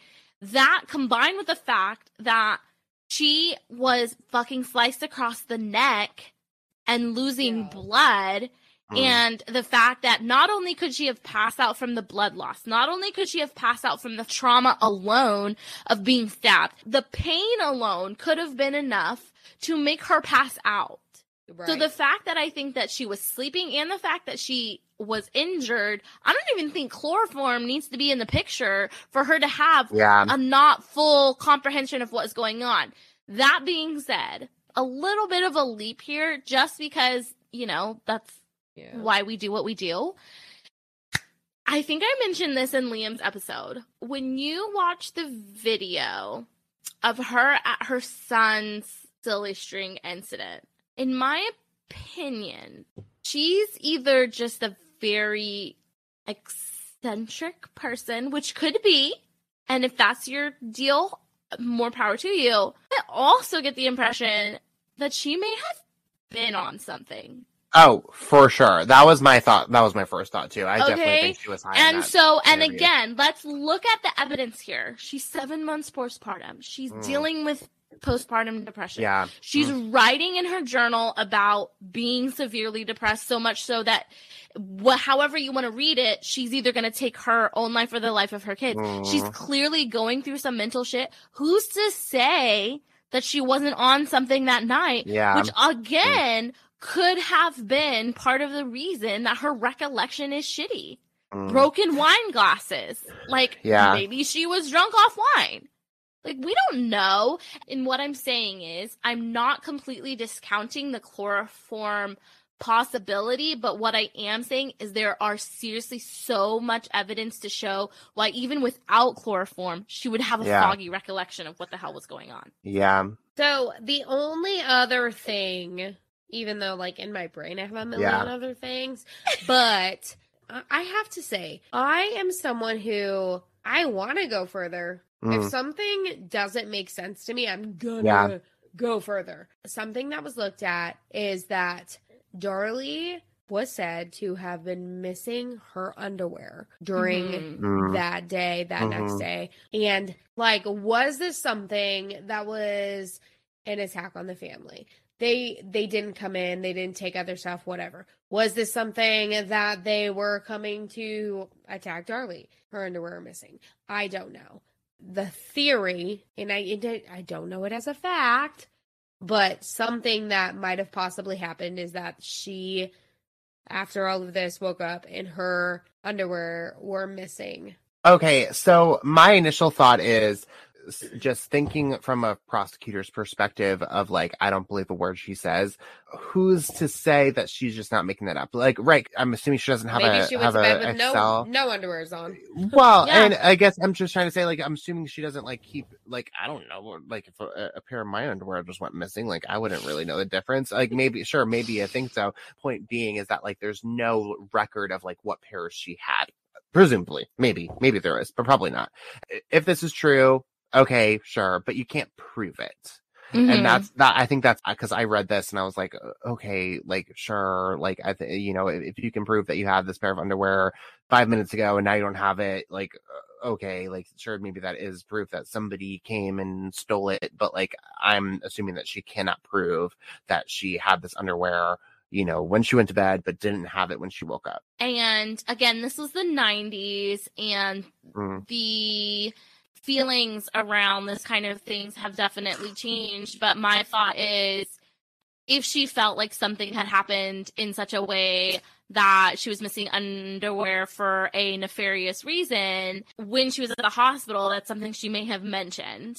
Yeah. Right? Like to hospital staff to say, like, hey, there's no record, as far as I'm aware, that any tests were done in that way, rape kits were completed, anything like that. But again, with that being said, I am not trying to say it wasn't a possibility and she just didn't say anything, because God knows there are so many women, especially back in the 90s when it was such a taboo thing, that would never say that happened to them. It's really hard. I will say, like, the Forensic Files episode, like, did mention the missing underwear. And of course, Forensic Files, they painted it as if she stashed it. She was behind. Yeah, so she stashed it. She purposefully removed her own underwear. So again, regardless of whether you think she did it, there is definitely room for reasonable doubt. And I don't think the book is closed on this case.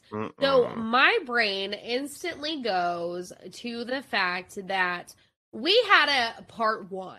We have a part 2. We could have definitely done a series, because this has been like so many hours of us recording. Liam, I need to know where your brain is at. And I know that you have something going on there. I always have something going on. I never have enough time to listen. If I talked about everything that was going on in my brain, we would be here.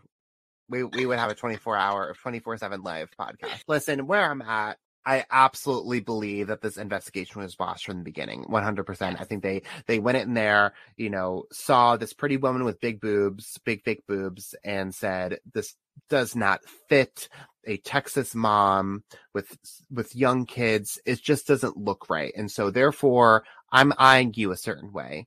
Right. Which is fair. Okay, sure. Take everybody into consideration. But once you start crafting the evidence to fit that message, that's a problem. That's where those red flags come into play with me for this case. And so where I land with this, frankly, honest to God, because every single night this week, I've had a different theory about what happened in this case.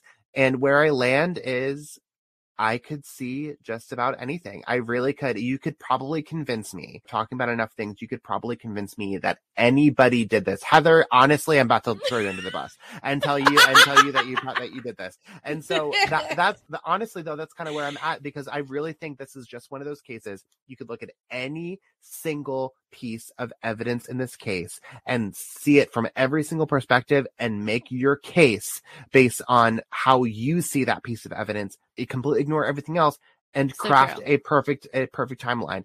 And so I say all that to say that Darren definitely did it. And so that's honest to God though, when you think about, the perfect combination of everything that we have, motive, opportunity, evidence to back it up, he definitely has the motive. He has the opportunity, right? He's asleep upstairs. He's the only person that came out scot-free in this case besides Drake, who obviously didn't kill them. Was a better. And and the evidence, I think, you look at the timeline of kind of how this all played out. Yeah, from when I kind of, talked about the way that the timeline could have played out that made him capable of doing this. It's just simply there. And I see, potential opportunity for how maybe Darlie could have or could have not done this. But I think the odds are much, much, much, much, much slimmer. When I think about her story about the strange intruder, sure. I think I don't necessarily fully buy the intruder. I just don't, because I think that there's a lot of things, like I said, that just don't fully add up. I don't know, guys. All right, Heather, you're up. This is where I struggle, because from day one, I have always thought that Darren was more involved. When I found out, that he had planned basically an insurance fraud, I was even more so like, oh my God, he did it. And so for a long time, okay, they were in on this together. They planned this together. Or Darren came up to her and was like, this is what we're going to do. And then the night of, just shit got out of hand. Maybe Darren said, this is what we're going to do. Maybe he said, we're going to kill the boys. We're going to make it seem like it was a home invasion. And that way, we can also, I don't know, claim this, that, or the other. And then either he is going to double cross her and he's going to be like, and then I'm actually going to kill you and you're not going to know. And then maybe for whatever reason she fought back. It didn't go to plan. And then I was like, yeah, that's got to be what it is. But then I go back and I think, look, if that was it, why the fuck? I mean, either Darlie's that ride or die that is going to take to her grave the fact that her husband was in on this. Because if it was me and it was a plan from both of us, I'm taking you down with me, motherfucker. Yeah. You're coming down with me. And I'm going down, we're both going down. Especially after a divorce. I mean, for the love of God. Exactly. There's no loyalties there at that point. That's what I was like, because at first I was totally they're in on this together, and then it went wrong, and then Darlie was the only one that got caught. But if that was the case, why didn't Darlie blow the whistle? Then when I start to think about that, that totally puts me in the same boat that you guys are in, where he planned this. He probably meant to kill her, but then maybe at the last minute, he was like, oh no, let me leave her alive and make it look like she did this. Either way, I'm still in the camp that this man is guilty of something, and the fact that he is still out there living his life, doing his thing. The only way that I bought the quote unquote intruder, for a split second, I was like, possibly, but I always thought the quote-unquote intruder would have been someone that Darren knew was coming to the house. The only way I buy the intruder, the only way I buy, I guess, Darlie's story is if this intruder, I think, is Darren. You know what I mean? Right. It's like she was that out of it that she didn't even recognize her own husband. Which maybe that would maybe the chloroform would explain the fact why she wouldn't recognize her home. If it's actually there. Yeah, I don't. Right. Well, but I mean, who fucking knows? not me, for the love of God. Listen, if you got through these last 2 hours, right, ish, of this podcast, and you're thinking, oh my God, they have the answers. You're wrong. You're wrong. You're so wrong. Because we're just as lost as the rest of you. Welcome We to hope the that club. you've been drinking wine along with us and you're not completely bummed by the fact that we do not fucking know. No idea. You guys thought this entire episode was going to go in a certain direction. And then you know what we did? We Twisted on completely ya. just was like, never mind. So that's what we have for you guys. Regardless of whether you think she did it, there is definitely room for reasonable doubt. And I don't think that the book is closed on this case. Darlie's appeal lawyers are still testing evidence. And the Innocence Project has gotten involved as well. So we will have to wait and see. What do you think, Liam? What do you think is going to happen? And has your mind changed now that you've had a few more glasses of wine? Okay, listen. So I normally say the more glasses I drink, the more I'm going to be able to solve this case. I think this case has the opposite effect completely. Right? I mean, and I keep thinking back to they won all sorts of appeals recently, right? Right. To be able to retest all of this evidence, which I think is going to be so valuable because 1996 versus 2023. I mean, we've made leaps and bounds when it comes to DNA and testing. I have to be hopeful, I have to say, because we mentioned this up at the top of the case. We're recording this episode the very day that they decided they're going to exhume Stephen Smith's body. I bring that in to say that it is never too late. Try and look at it a different way, try and find the justice that people, really need. And, maybe it happens in Darlie's case that, we really find the evidence that, people ignored back in 1996 to really finally decide definitively, like you said, Rachel, at the beginning, the reasonable doubt portion of this is the fact that there's so much evidence that never should have been allowed to begin with, and so much evidence that was never fought against. Right. And so, Devin and Damon deserve that. If it comes out, and I will eat my words if it's really Darlie, you know what I mean? But if Devin and Damon deserve a fair, thorough 100% to the absolute bone trial, because they are two little kids. I'm going to get a little, into it just thinking about this, but they are two little kids who didn't deserve this, regardless of who did it. Right. And that's, I'm going to leave it at that because otherwise I'm going to cry. So, but you're so right, because at this point, there is so much back and forth. I will read a case and I will have an answer. Like, I will have 100% in my brain. I know exactly what happened. But in this case, I can't. I don't have a full idea of because the more you look into it, the more you go one way or another. And then, like you said, the next day you could wake up and be like, actually, and that's what's so hard about this case is because even though she was convicted, you look at the way the investigation was handled, you look at the way the trial was handled, you look at the way that the appeals have been handled, which honestly is probably the best thing out of investigation and trial. The appeals is the only thing that seems to be working the right way. There's just so much questions left in the fact that there are two little boys, two innocent children who lost their lives, and there's not a full 100% answer to this is heartbreaking. And the fact that people are still talking about this, the fact that evidence is still being tested, the fact that we're fucking still doing a podcast about this and have to go on for 2 hours because we don't know. That just goes to show that there still needs to be answers, because the family deserves to know the truth. Yeah. Devin and Damon deserve, I think that's what we need to focus back on. And Drake. I mean, Drake deserves and it Drake. too. Who's oh still my alive. God, yes, who's still They all alive. He believes his mom's innocent. So he does deserve to know what happened to his brothers, because he lives his life with this cloud. That's gotta be so shitty. That is a wild ride. That case is something that, in Liam's case, and honestly in my case, Heather's case, everyone's case, it's going to keep you up at night. Yes. You are going to look into this and you are going to wonder what happened. So make sure that you guys let us know what you think. You all know where to find us on Instagram and TikTok.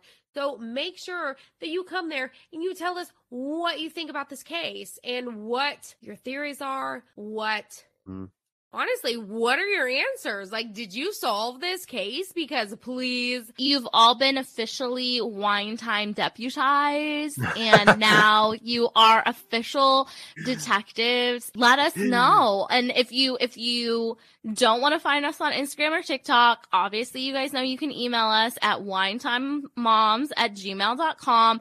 Hit us up with your most detailed theories on this case, point by point. We want to hear it. And honestly, it's not even just about us. Liam, thank you. Liam. So I need you to tell everyone where they can reach out to you.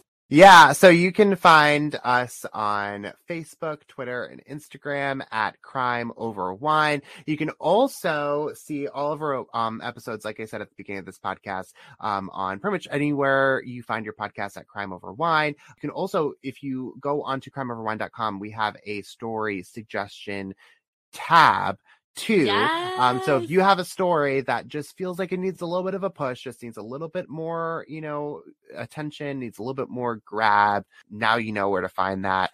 And I love that. It has been a pleasure talking to both of you too. I know this is not the end of this. Definitely not. I'm looking forward to it.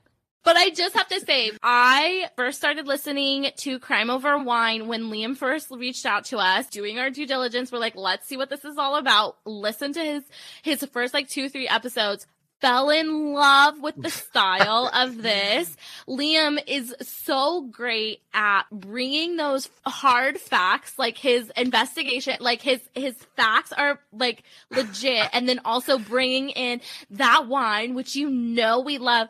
And I am not even kidding you guys. I laugh out loud. I know people in Target were thinking I was crazy because I was listening to the episode where, okay, spoiler alert, we're talking about the woman who spontaneously combusted. And something you said, I was dying. I was literally in Target laughing out loud. People thought I was a crazy person, but please go check him out. He's my perfect cup of tea.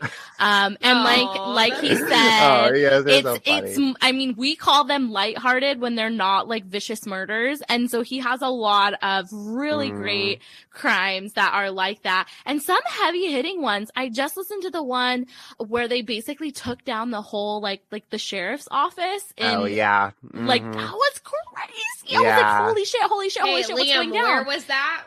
Nothing else but Kentucky. Yeah, that can only happen in Kentucky. How far is this from Rachel right now? Probably right between Rachel and I, actually. So crazy. Yeah. So everyone, literally, as you're listening to this right now, I want you to, if you're driving, pull over. If you're at your home, pull up Liam's podcast wherever you're listening, Crime Over Wine. Follow it, rate it, review it. I'll give you a few seconds. Okay, great. Now that you've done that, make sure you guys go on. And again, Liam, thank you so much. This has been just the most amazing experience. Oh, it's been a pleasure. You guys are absolutely the best. You guys have such an amazing thing going, and I'm so happy that I was a part of it. We are happy to be a part of having the three of us together, and this will not be the last time. This needs to happen more, 100%. I cannot wait for it. So again, I know Heather said how much she loved you, and when she says that comes from both of us because she speaks for me. I love you guys. We adore you. So we enjoyed every second, and we know that the listeners will as well. Amazing. Yes, the best. So we will talk to you guys later. Okay, love you. Bye. Okay, love you. Bye. Okay, love you. Bye. I did it.